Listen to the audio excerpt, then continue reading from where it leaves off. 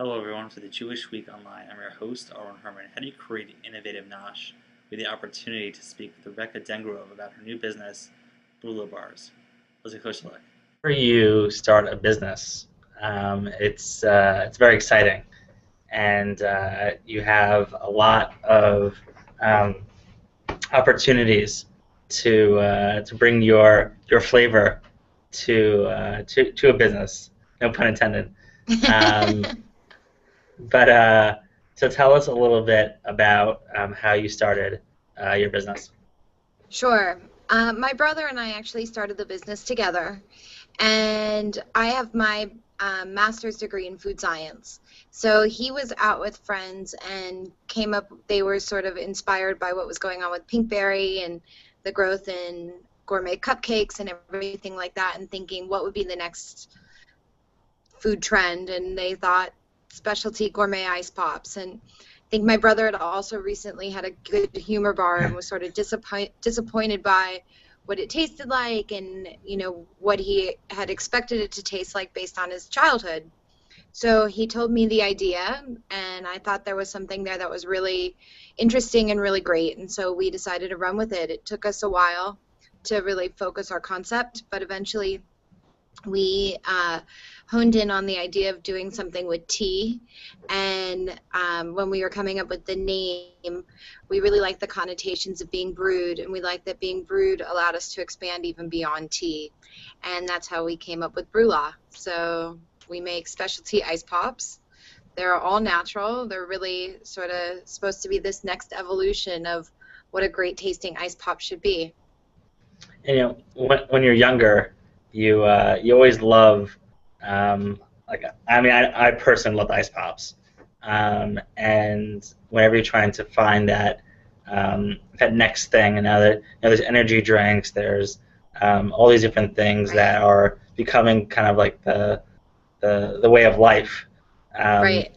but like tea is something that you always be always part of your life, but now you're bringing it to the next level. How has the public responded? So far, it's been really positive. I mean, there's a little bit more, so Brula is a little bit more than just focused on tea. The whole idea, once we really got it developed, is that they're brewed and boosted with benefits. So, in addition to the tea, each flavor has a unique boost tied to it that plays off of the other flavor components that are there. So, we have like our most popular flavor is a cherry pomegranate red tea. So, you get the tartness of the pomegranate, the sweetness of the cherry, the health benefits of both those fruits. It's made with rooibos or red tea, so you get some of the herbal notes in the finish that give it like a nice depth to the flavor, and then it has an immunity boost. So on top of all the benefits of those ingredients, you're also getting 10% of all your B vitamins, 10% zinc, and 100% vitamin C. And so I think, and that one's caffeine free. So in general, it's an interesting concept. People seem to really, it really resonates with a lot of people.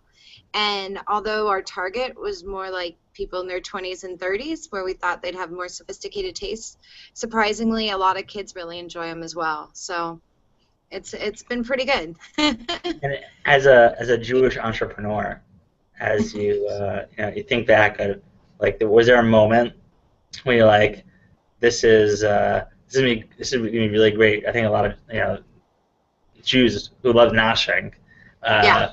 uh, would enjoy this.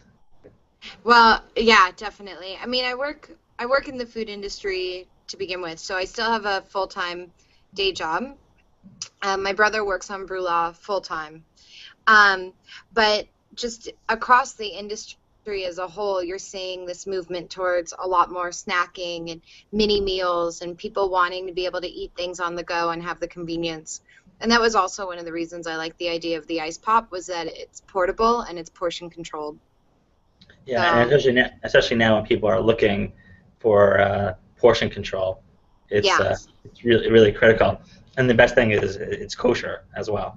Yes, yeah, that was a big deal for us. I mean, we started in 2010 at a local market in Manhattan at the Seaport, and I was making the ice pops out of a commercial kitchen space in Long Island City. And one of the other ladies that it was a shared commercial kitchen space. Her husband is a rabbi, so he sort of gave me our initial kashrut, but it wasn't, anything anybody knew, and so it didn't really hold much credibility. This year in January, we got the OU certification across all our products, which was really great. Yeah, I mean that's huge for the Jewish market, which always looks to find something different, Yeah, and having this certification is really critical to breaking in to a whole new spectrum. I think yeah. that's exciting about it because when you go to a regular supermarket or a kosher supermarket, you're always looking for something different. There's always and once you see something that's on the shelf, like yeah, that could be exciting, you know. Yeah, we haven't been able to get into any of the kosher supermarkets yet because we don't work with a kosher distributor. So I went to a bunch of the stores. I went to Pomegranate. I went out to the Five Towns, and they all seemed willing to carry the product if I could work with the distributors that they currently work with. And we're just so limited in our resources. Like I said, I still work a full-time day job, and my brother is doing Brulov full-time. So we haven't had the opportunity to talk to any of the kosher distributors and make that happen yet. So what's your hope with your company in the next 6 months? Next 6 months, definitely a lot of growth. Right now, we're sold currently in 3 regions of the country in about 8 states. We would like to really just sort of grow deeper in each of those regions, gain more breadth, and so I think part of that includes finding kosher distributors that will carry us so we can expand into the Five Towns and some of those other areas. Working with some of the more mainstream, larger grocery chains in the Northeast as well as Southern California and throughout Florida, which are the 3 areas that we're in. So It seems like you're having fun doing this. Like of course you have your full-time job, but this seems like it's a passion project, knowing that whenever you're doing a startup, you're putting your heart, your soul, and your cash in it. So just seeing these types of projects are very exciting. yeah. What's was there a moment when you're like, this is gonna hit?